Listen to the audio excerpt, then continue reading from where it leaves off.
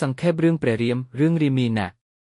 រឿងនេះនិយាយអំពីព្រះរាមដែលជាកូនរបស់ព្រះបាទដាសារ៉ាត Dasharatha និងកូនស្រឡាញ់របស់ព្រះមាតាស៊ីតារឿងនេះចែកជាពីរប្រឡោម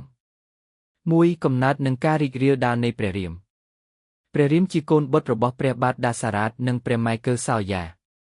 ព្រះរាមមានបងប្អូន3នាក់គឺលក្ខខមបារតនិងសត្រុតនៈព្រះរាមត្រូវបានជ្រើសឲ្យរាជបុត្រសម្ព័ន្ធឬសៅឲ្យក្សត្រនាពេលអនាគត2ការបណ្ដេញព្រះរាមចេញពីរាជវាំងព្រះម៉ៃកៃកេយីត្រូវបានបញ្ឆោតឲ្យស្នើឲ្យបណ្ដេញព្រះរាមទៅរស់នៅព្រៃរយៈពេល14ឆ្នាំព្រះរាមបានទៅព្រៃជាមួយនឹងព្រះម៉ាស៊ីតានិងប្អូនលក្ខខម3ការចាប់ព្រះស៊ីតានិងសង្គ្រាមនឹងរដ្ឋាសួរព្រះស៊ីតាត្រូវបានចាប់យកដោយរដ្ឋាសួររាវណៈដែលជាព្រះអាទិទេពអាក្រក់